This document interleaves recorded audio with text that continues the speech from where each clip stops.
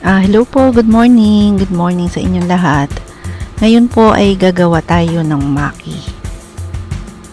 Opo, maki. Napakasarap po nito pagka natikman po ninyo. Kahit po ibang klase yung palaman, masarap din po. So ngayon po, ang gagawin po natin ay maghihiwa tayo ng spam.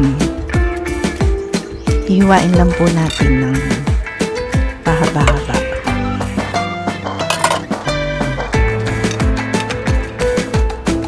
Nakabili po kasi ako ng panggawa ng maki.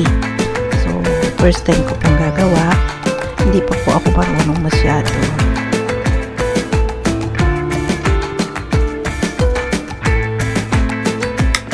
Yan po, hihiwain lang po natin. Yun nga po palang mga hindi pa nakasubscribe. Subscribe na po kayo.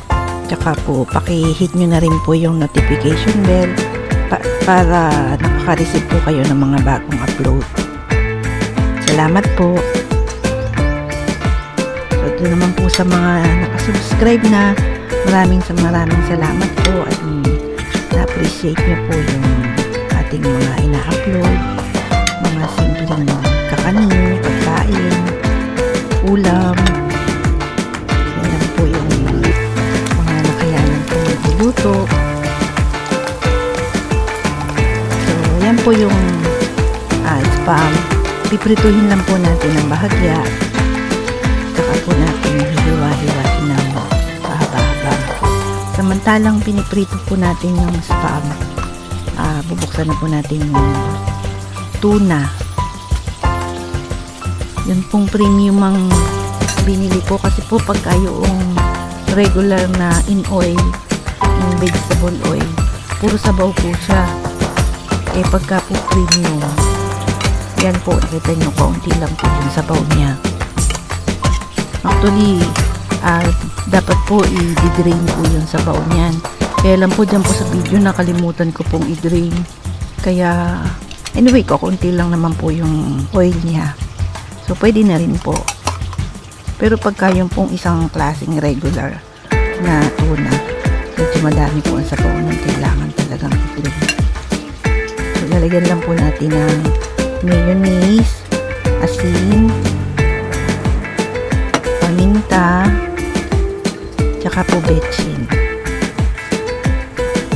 Halo-halo lang po. Napakadali pong gawin. Kaya lang po talagang hindi po ako sanay. Ngayon lang po ako gagawa. Kaya medyo nangangapa pa.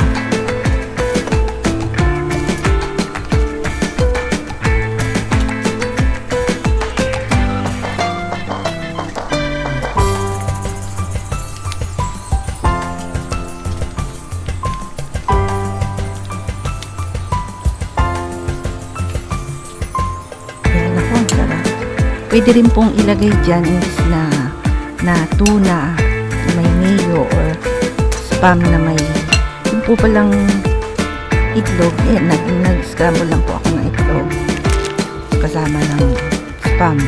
Tapos po yung nori, ayan po yung sasapin natin. Siya po yung gagamitin natin pambalot ng maki.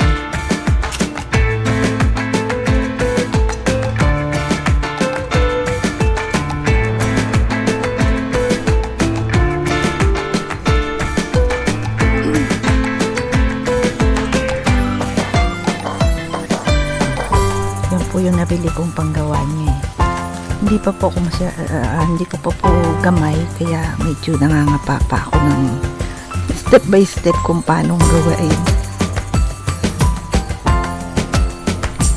Yan po. Papatungan lang po natin ang kanin.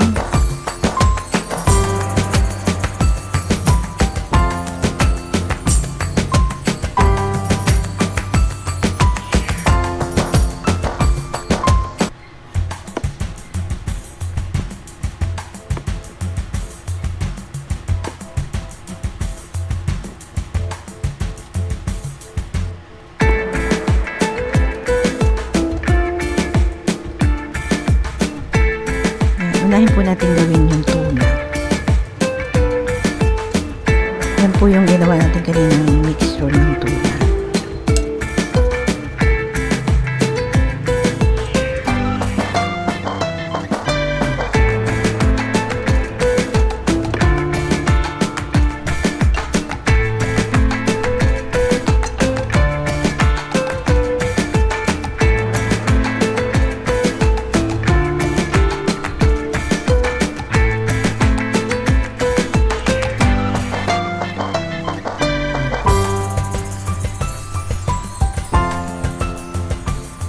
Yan, tapos pinatungan lang po natin ng kanin ulit.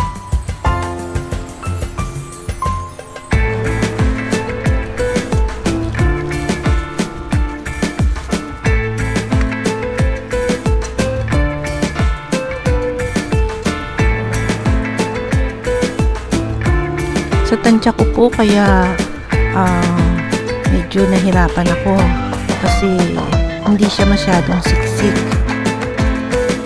Dapat po pala madami, mas dinamihan ko pa ng konti kasi medyo may kaluwagan yung laman niya, hindi na siksik siya, medyo maluwag, malambot, may ilang parte malambot.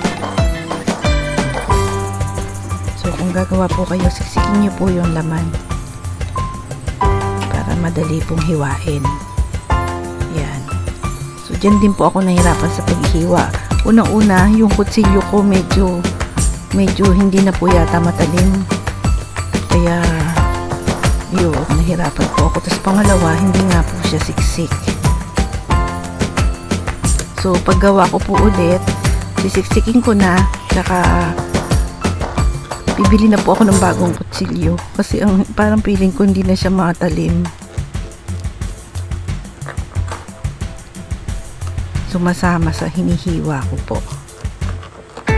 So kung siksik siya, medyo madali-dali siyang hiwain.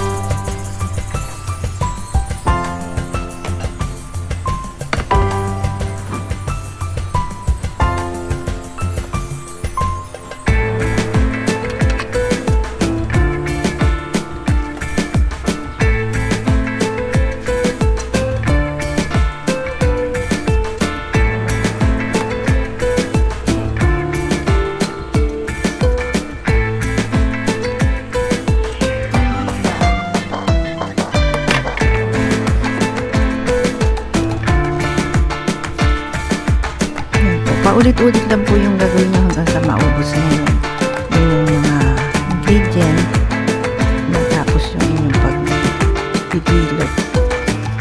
Ganun lang din po. Ang kaibahan lang po yung palaman. Pwede rin po kayong magpalaman ng manggang hinog kasama ng pipino at saka ng crab meat. Sarap din po yun.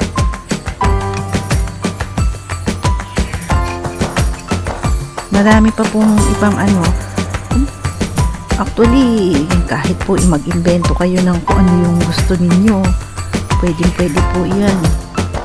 Yan nga pong spam yan pong next na gagawin nating spam. Ang hiwa niyan, ayan, ganyan pong maliliit.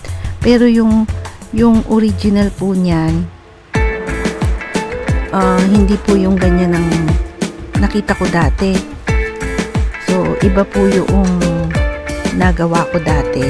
Yan, sinamahan ko po ng itlog na scramble lang po.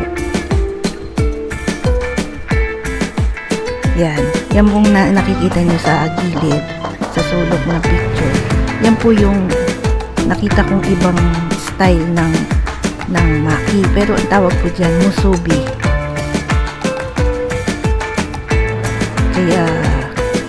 spam din po at itlog ang laman niya. Pero hindi po nakabalot ng nakaroll na ganyan.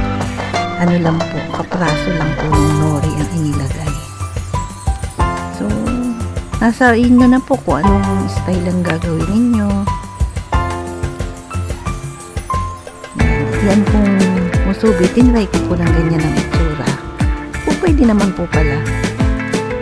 Hindi, invento lang po kasi kung alin po yung kakainin sa bahay, yun po yung naiimbento.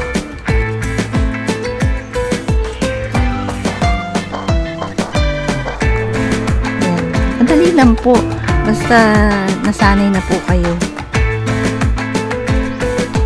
Sabi ko nga po, ngayon pa lang po ako gumamit ng ganyang panggawa. Kaya, di pa po sanay.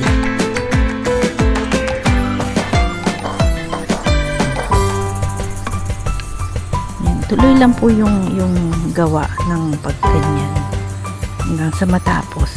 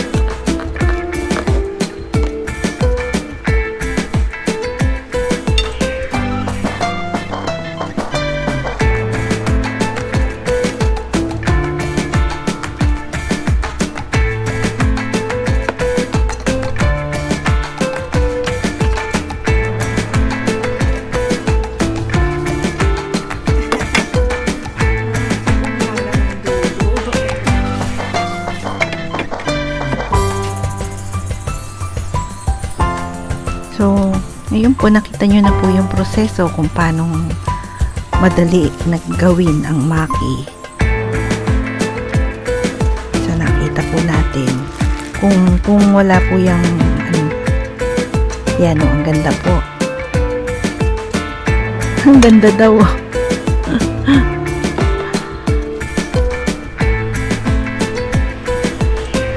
Importante, masarap.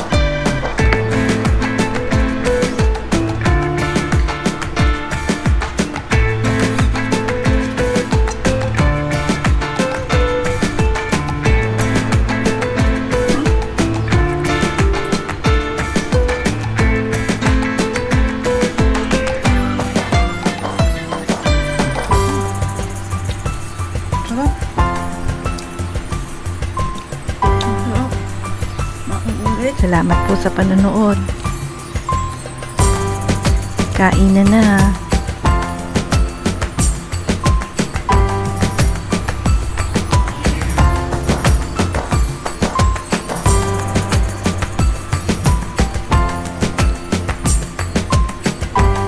Hindi ko nga lang siya magandang hindi pa ako marunong gumawa, pero ang sarap niya. Nasisira kasi ang korte. Ang sarap niya, mauulit.